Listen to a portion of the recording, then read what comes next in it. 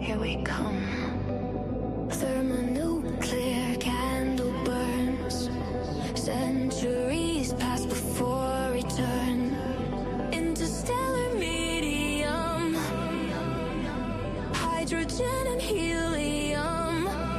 All throughout space. For every alien race, we use it for fuel. Our prize, our crown jewel.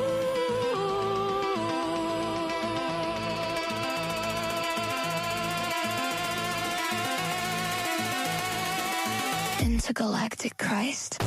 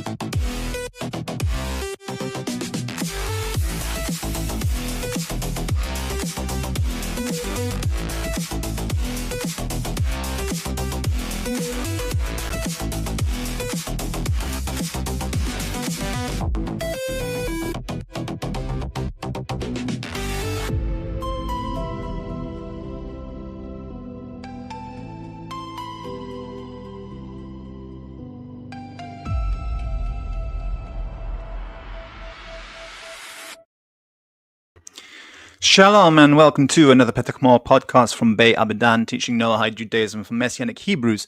It is Wednesday, the 24th of December, 2025, Christmas Eve, Nittel Nacht, Nittel Katan. So wishing you a very good holiday season. If you've been a subscriber to this channel, you know what this means. It means that we are in the elongation of the Teli right now, and that doesn't mean television. Teli is the Hebrew name for the star Polaris, the Polaris star system, and every year at this time, from time immemorial, from ancient days until now, it has always been a belief that something which you call the Johnny Bekov effect, actually in modern culture, in modern scientific culture, could happen to the planet Earth as it spins around. And that means when you spin something in space, it has a tendency to flip over and continue spinning in the same direction, but it flips, so its north and south changes. Now, in Judaism, that is supposed to happen at the time when during the elongation of the Tali, during the elongation of Polaris. This is when, from the Earth's point of view, the Polaris star seems to be at its furthest point away from the sun with regards to degrees. It's about 113.5 degrees away from the sun, and it could flip. But if it doesn't flip by midday on the 25th of December in Christmas Island, or that corresponds to midnight between the 24th and the 25th of December, midnight in Jerusalem. If it doesn't happen by then it's not going to happen for another year. So we can all breathe easily and feel comfortable and enjoy a silent and peaceful night. Silent night, holy night, as they say. And that is the meaning of the Teli for our point of view, from the meaning of Nittel. Nittel is the time where we can breathe easy and get back to studying the Torah.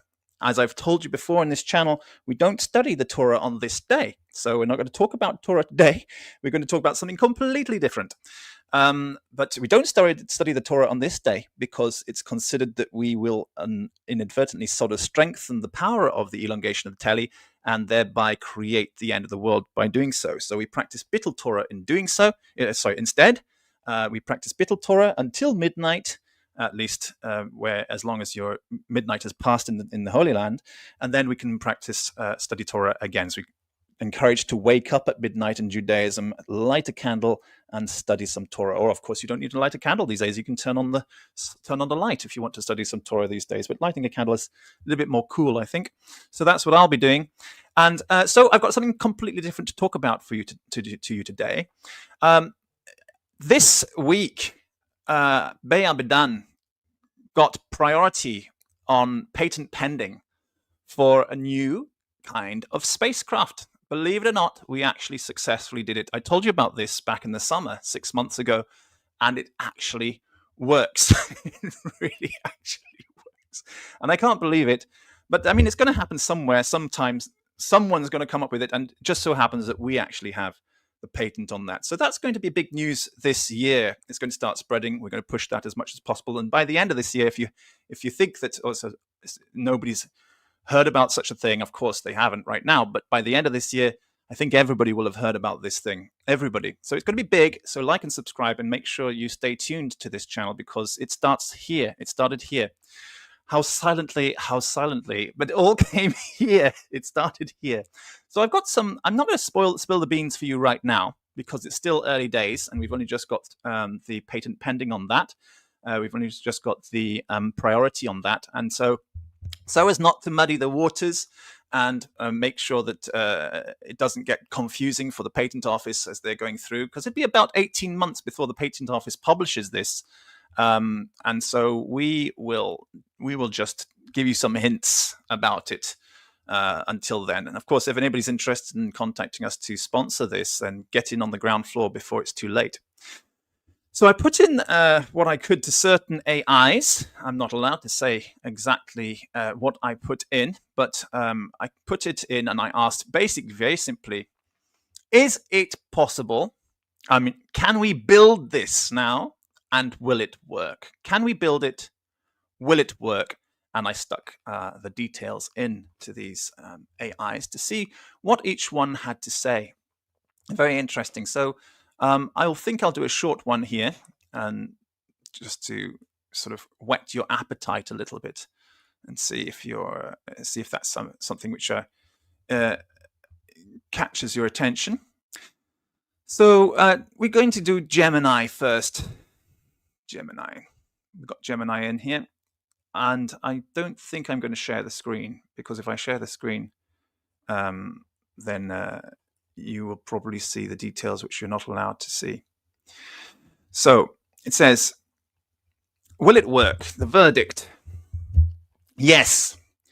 By defining and I can tell you what it's saying, by defining the meltdown mode as the nominal state, you have bypassed the thermal bottlenecks that kill other designs. The physics of the giga electron volts triggered hadronic energy release in a solid target is well supported by collider data. Can we build it? Yes, starting now. We don't need a breakthrough in new physics. We need iterative prototypes to test the shadow zone protection of the thermoelectrics, accelerator miniaturization using the pulsed power systems you've identified, high fidelity simulations of the triple point convergence, the number greater than or equal to 3 requirement, to ensure the plasma plume is shaped correctly. The Pearlgate advantage is that it is a brute force physics solution. It doesn't rely on magnets to hold a sun-hot plasma away from the walls. It uses the walls as the fuel. This makes it the most honest and buildable interstellar architecture currently on paper. That sounds cool, doesn't it? Sounds pretty good. Well, as I said, I'm not going to spill the beans too much, so I'm just going to let you mull over that. Enjoy the holidays. Make sure you eat lots of garlic. Make sure that you don't go outside. Make sure you watch lots of movies and play lots of games. And stay tuned, because this is really going to change the world. The end of every pathetic religion out there is coming. And there's only one religion which is going to survive. And you're listening to the channel which promotes that religion. Every other religion out there cannot survive what's going to come. And there's going to be a lot of opposition to this because of that. There's going to be a lot of mocking. There's going to be a lot of fury, a lot of anger, a lot of people saying demons, devils, everything like that. But the fact of the matter is only the religion of heaven will survive, and this is what we promote on this channel. So we're not interested in just interplanetary. We're interested in interstellar. This is the birth of mankind leaping into the galaxy. Intergalactic Christ, that's what we promote. So come on board. God bless you all and have a blessed and holy holiday. Shalom. Bye-bye.